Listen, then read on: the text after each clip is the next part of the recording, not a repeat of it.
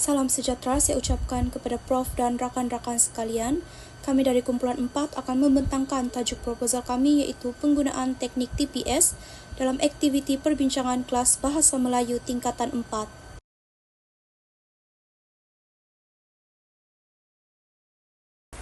Pertama sekali, saya akan menjelaskan mengenai pengenalan kepada kajian kami ini. Mata pelajaran Bahasa Melayu merupakan suatu proses pengajaran dan pembelajaran yang seharusnya berupaya untuk membentuk pelajar itu untuk berpikir secara kritis, kreatif, dan berani mengemukakan pandangan mereka. Namun, jika dilihat secara realiti, masih terdapat segelintir pelajar yang bersikap pasif semasa aktiviti perbincangan dijalankan. Mereka lebih gemar untuk mendengar tanpa memberikan sumbangan ide. Sehubungan dengan itu, guru perlu menyediakan keadaan pengajaran yang lebih menarik dan berpusatkan pelajar. Oleh itu, kumpulan kami telah memilih teknik Think, Pair, Share, yang mana teknik ini merupakan teknik kolaboratif yang telah diperkenalkan oleh Frank Lehman. Frank Lehman merupakan individu yang telah membangunkan teknik ini yang mana ia bertujuan untuk mengaktifkan pemikiran pelajar terhadap sesuatu topik. Teknik ini juga menggalakkan pelajar berfikir, berbincang, dan berkongsi ide. Oleh itu, melalui kewujudan teknik ini, ia dapat mewujudkan PDP yang aktif, menyeronokkan, dan berpusatkan pelajar. Berkaitan dengan teori pula, teori yang telah kami kaitkan dengan teknik ini adalah teori konstruktivisme sosial.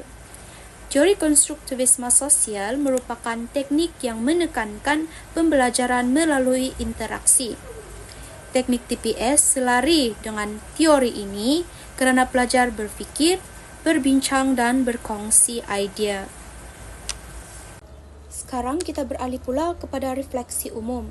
Berdasarkan pemerhatian dalam proses pengajaran dan pembelajaran Bahasa Melayu di peringkat menengah atas, didapati bahawa aktiviti perbincangan kelas masih belum mencapai tahap keberkesanan yang diharapkan, di mana kita melihat PDP itu kurang berkesan, pelajar pasif dan bergantung kepada rakan yang aktif.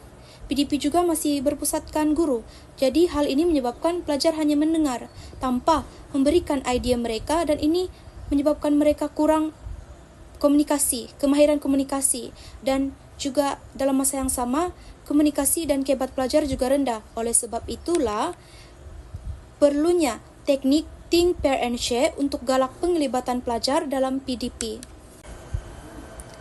Matlamat kajian kami ini adalah untuk meningkatkan penglibatan pelajar dalam perbincangan menggunakan teknik Think, Pair and Share. Objektif kajian pula adalah untuk memperkukuh kemahiran komunikasi lisan dan bertulis dalam kalangan pelajar. Dan yang kedua, meningkatkan keyakinan pelajar semasa berinteraksi dan menyampaikan pendapat. Dan yang terakhir, mewujudkan suasana PDP Bahasa Melayu lebih interaktif dan menyeronokkan melalui teknik TPS. Seterusnya, saya akan membentangkan berkenaan dengan model kajian tindakan. Model ini menerangkan proses kitaran kajian tindakan yang terdiri daripada 4, yaitu yang pertama adalah merancang, bertindak, memerhati, dan merefleksi. Proses ini dijalankan secara berulang dalam beberapa gelung bagi menambah baik intervensi. Dalam proses merancang, kita perlu mengenal pasti masalah, menetapkan objektif kajian, dan merancang intervensi seperti penggunaan teknik Think, Pair, Share dalam PDPC. Dalam proses bertindak pula, kita perlu melaksanakan intervensi yang dirancang dalam sesi pengajaran sebenar bagi menangani masalah yang dikenal pasti. Dalam proses memerhati pula, kita perlu mengumpul data melalui pemerhatian, soal selidik dan hasil kerja pelajar untuk menilai kesan intervensi. Manakala dalam proses merefleksi, kita perlu menilai keberkesanan tindakan, mengenal pasti kelemahan serta merancang penambahbaikan bagi kitaran seterusnya. Setiap kitaran digunakan untuk menilai keberkesanan pelaksanaan Think, Pair, Share terhadap penglibatan pelajar dalam aktiviti perbincangan Bahasa Melayu. Itu saja dari saya serahkan kepada pembentang seterusnya. Seterusnya, kita masuk ke dalam perancangan kajian. Kajian tindakan ini dijalankan bagi menilai keberkesanan teknik Think, Pair, Share dalam meningkatkan penglibatan dan keyakinan pelajar dalam pembelajaran sejarah. Minggu pertama ialah pra-ujian dan tinjauan awal, di mana PDP dijalankan tanpa teknik Ting Peshe dan soal selidik awal diedarkan untuk mengetahui tahap penglibatan pelajar. Pada minggu kedua, melibatkan intervensi pertama, yaitu pelajar diperkenalkan dengan langkah-langkah teknik Ting Peshe, yaitu berfikir, berbincang, dan berkongsi pandangan. Pada minggu ketiga pula, diteruskan dengan intervensi kedua. Intervensi kedua ini menumpukan kepada pengukuhan teknik serta bimbingan guru bagi membantu pelajar lebih yakin dan aktif semasa perbincangan. Akhir sekali, pada minggu keempat ialah pasca ujian dan refleksi, di mana soal selidik dan temu bual akan dijalankan dan diedarkan untuk menilai perubahan pelajar selepas intervensi. Seterusnya, kita masuk ke dalam kaedah penilaian pra dan pasca ujian. Kajian ini akan menggunakan dua jenis ujian, yaitu pra-ujian dan pasca ujian.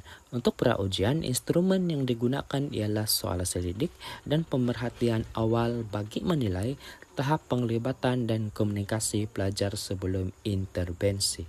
Pada peringkat ini, pelajar dijangka masih pasif dan kurang berinteraksi. Bagi pasca ujian, kaedah soal selidik dan temu bual pelajar digunakan untuk melihat perubahan selepas pelaksanaan teknik Ting Peshe. Dapatan dijangka menunjukkan peningkatan yang ketara dari segi keyakinan, komunikasi, dan kerjasama pelajar. Baik, seterusnya adalah tentang rubrik pemerhatian pelajar. Dari segi aspek perlibatan, cemerlang sentiasa aktif dan memberi idea, baik kadang-kadang aktif, sederhana atau lemah, kurang aktif atau pasif. Dari segi aspek keyakinan, cemerlang bertutur dengan yakin dan jelas, baik sedikit ragu tetapi mencuba, sederhana atau lemah, tidak berani menyuarakan pendapat. Aspek dari kerjasama, cemerlang adalah kerjasama baik dengan pasangan, baik bekerjasama bila diarahkan, sederhana atau lemah, tidak memberi kerjasama. Seterusnya adalah analisis dapatan. Untuk dapatan yang dijangka daripada kajian ini, saya menjangkakan selepas teknik Think, Pair and Share dilaksanakan, pelajar akan tunjukkan perubahan yang lebih positif dari segi pelibatan mereka dalam kelas. Kalau sebelum ni ramai pelajar yang pasif, segan nak bercakap dan hanya bergantung pada guru. Mungkin selepas intervensi ni diharapkan mereka akan lebih yakin untuk beri pandangan, berbincang dalam kumpulan dan lebih aktif dalam proses PDP. Teknik TPS ni sebenarnya beri ruang kepada pelajar untuk fikir dulu secara individu, kemudian bincang dengan pasangan dan akhirnya kongsi dengan kumpulan yang besar. Jadi ia bantu pelajar untuk bina keyakinan dan rasa selesa untuk bercakap. Guru pula dijangka dapat pantau dan nilai tahap penglibatan pelajar dengan lebih jelas dan tersusun melalui pemerhatian soal selidik dan refleksi. Secara keseluruhan, teknik ni dijangka dapat jadikan suasana PDP itu lebih interaktif, menyeronokkan dan berpusatkan pelajar, bukan hanya guru semata-mata. Okey, ini adalah jadual anggaran kos kajian yang kami dapati. Bahan dia adalah cetakan soal selidik dan borang pemerhatian. Tujuan penggunaan adalah untuk ujian pra dan pasca. Anggaran kos around RM10 dan seterusnya alat tulis dan kertas warna. Tujuan penggunaan adalah untuk aktiviti kumpulan dan penilaian pelajar. Anggaran dalam RM10. Seterusnya adalah fail laporan dan bahan simpanan. Tujuannya adalah penggunaan dokumentasi kajian. Anggaran kos adalah RM5. Jumlah keseluruhannya adalah RM25. So, kesemua pembelajaran ini dianggarkan secara sederhana dan praktikal agar sesuai dilaksanakan dalam bilik darjah biasa dengan bajet pendidikan yang terhad. Anggaran ini untuk memastikan setiap pelajar dapat terlibat secara aktif dalam aktiviti TPS, Think, Pair and Share tanpa halangan dari segi logistik atau bahan. Itu saja. Seterusnya adalah refleksi bagi kelemahan Think, Pair and Share. Kaedah Think, Pair and Share ialah strategi pembelajaran kooperatif yang berkesan menggalakkan pemikiran kritis dan interaksi pelajar. Namun, terdapat beberapa kelemahan yang perlu diberi perhatian oleh guru semasa pelaksanaannya dalam kelas. Antara kelemahannya adalah mengambil masa untuk pelajar berfikir, berbincang dan berkongsi pandangan. Selain itu, pengurusan kelas menjadi cabaran terutamanya bagi kelas yang besar. Ini kerana tidak semua pelajar yang aktif, ada yang dominan dalam perbincangan, manakala pelajar pemalu cenderung pasif, jadi tidak semua akan terlibat sama rata. Seterusnya adalah perbezaan tahap keupayaan. Ini kerana perbezaan tahap keupayaan juga menyebabkan pelajar lemah bergantung kepada pelajar yang lebih bijak.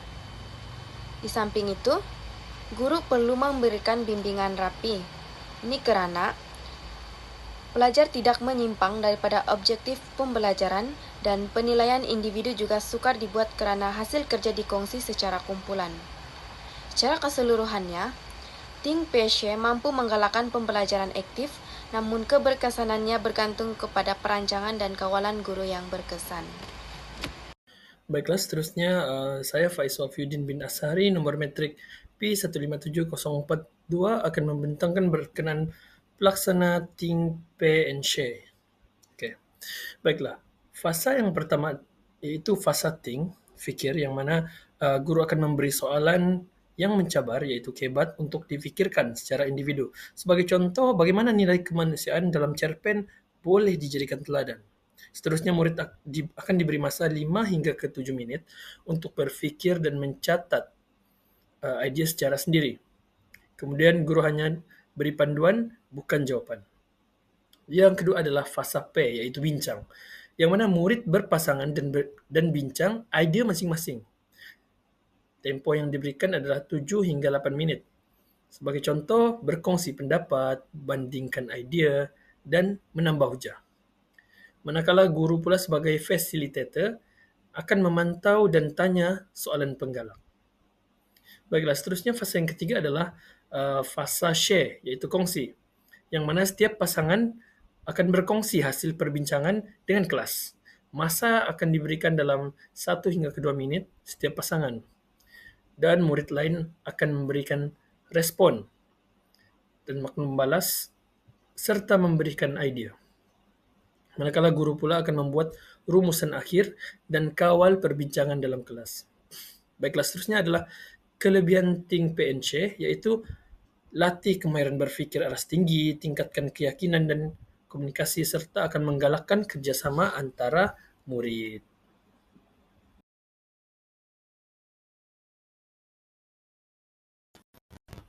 Baiklah, seterusnya adalah berkenaan kaitan teori konstruktivisme sosial selepas menggunakan TPS. Yang pertama iaitu asas teori. Berdasarkan teori konstruktivisme, Piaget dan Vygotsky, yang menekankan pembinaan pengetahuan melalui pengalaman dan interaksi sosial. Seterusnya, murid bukan penerima maklumat pasif, tetapi pencipta makna melalui aktiviti pembelajaran. Yang pertama iaitu fasa think. Murid akan berfikir secara individu, akan mengaktifkan pengetahuan sedia ada dan menghubungkannya dengan idea baru, yang mana menunjukkan proses asimilasi dan akomodasi seperti yang dijelaskan oleh Piaget. Yang kedua adalah fasa pair, yang mana murid akan berbincang dan bertukar idea dengan rakan sebaya, dan ini akan mencerminkan teori konstruktivisme sosial Vygotsky 1978, yang mana pembelajaran berlaku melalui interaksi sosial, yang mana sekiranya kita berinteraksi, dia akan menghasilkan satu pembelajaran dan pengalaman yang mana dia akan mendapatkan idea-idea yang berkembang daripada akal fikiran kita. Dan seterusnya adalah rakan bertindak sebagai scaffolding dalam zon perkembangan proksimal, set PD untuk membantu kefahaman. Oke, seterusnya adalah fase yang terakhir yaitu fase share, yang mana murid akan berkongsi hasil perbincangan dengan seluruh kelas. Dan fase ini akan membantu mengukuhkan dan mengesahkan pengetahuan melalui komunikasi dan refleksi bersama. Baik, seterusnya adalah pemerhatian. Hasil pemerhatian menunjukkan bahwa teknik Think Peshe berjaya mewujudkan suasana pembelajaran yang aktif dan berpusatkan murid. Dari segi penglibatan, hampir semua murid terlibat secara aktif, di mana murid yang biasanya pasif mula menunjukkan penyertaan bermula dari fasa Think sehingga ke fasa Share. Teknik ini juga berkesan dalam meningkatkan kemahiran berfikir aras tinggi dengan membolehkan murid menganalisis, menilai dan mensintesis maklumat serta membina hujah berdasarkan pemahaman sendiri. Selain itu, keyakinan dan kemahiran berkomunikasi murid turut meningkat melalui proses perkongsian idea dengan rakan dan pembentangan di hadapan kelas. Secara keseluruhannya, Think Peshe memberikan impak positif yang menyeluruh terhadap perkembangan efektif dan sosial dalam pembelajaran bahasa Melayu. Tidak kira dalam pembelajaran bahasa Melayu, matematik ataupun sains, kaedah Think Peshe ini sangat berkesan untuk murid-murid berfikir secara kebat dan untuk meningkatkan lagi kebolehan pelajar dalam mengeluarkan idea-idea ataupun mengeluarkan hujah mereka. Terima kasih. Secara keseluruhannya, pelaksanaan teknik TPS dalam aktiviti perbincangan kelas Bahasa Melayu tingkatan 4 telah menunjukkan kesan yang sangat positif dalam pembelajaran. Pelajar menjadi lebih aktif, yakin dan berkongsi ide bersama rakan dalam perbincangan kumpulan. Teknik ini turut menggalakkan perbincangan dua hala antara pelajar dan guru serta meningkatkan tahap kolaborasi dalam kalangan pelajar. Selain itu, pelaksanaan teknik TPS juga membantu meningkatkan kefahaman murid terhadap isi pelajaran dan mengasah kemahiran berfikir secara kritikal. Suasana kelas menjadi lebih interaktif, menyeronokkan dan berpusatkan pelajar. Dalam konteks ini, guru memainkan peranan penting sebagai pemudahcara yang membimbing dan memantau proses pembelajaran. Pendekatan ini juga sejajar dengan keperluan kemahiran abad ke-21 seperti komunikasi, kolaborasi, dan pemikiran kritikal. Oleh itu, penggunaan teknik TPS wajar diteruskan dalam PDPC Bahasa Melayu bagi memastikan hasil pembelajaran yang lebih bermakna dan berkesan dapat dicapai. Sebagai kesimpulan, penggunaan teknik TPS didapati sangat berkesan dalam pelaksanaan PDPC Bahasa Melayu tingkatan 4. Melalui teknik ini, penglibatan pelajar dalam aktiviti pembelajaran dapat ditingkatkan sekaligus membantu memperkukuh kefahaman dan membina keyakinan diri mereka ketika menyampaikan pendapat. Pendekatan ini juga berjaya menggalakkan komunikasi dan kolaborasi aktif antara pelajar, menjadikan suasana pembelajaran lebih dinamik dan berpusatkan pelajar. Selain itu, pelaksanaan TPS turut menyokong pembangunan kemahiran abad ke-21 yang amat penting dalam dunia pendidikan masa kini. Oleh itu, penggunaan teknik TPS wajar diteruskan dalam proses pengajaran dan pembelajaran bahasa Melayu agar pengalaman pembelajaran menjadi lebih bermakna, menyeronokkan dan berkesan untuk semua pelajar. Ini merupakan rujukan yang telah kami gunakan untuk melengkapkan proposal kami, dan itu sahaja dari kumpulan kami. Sekian dan terima kasih.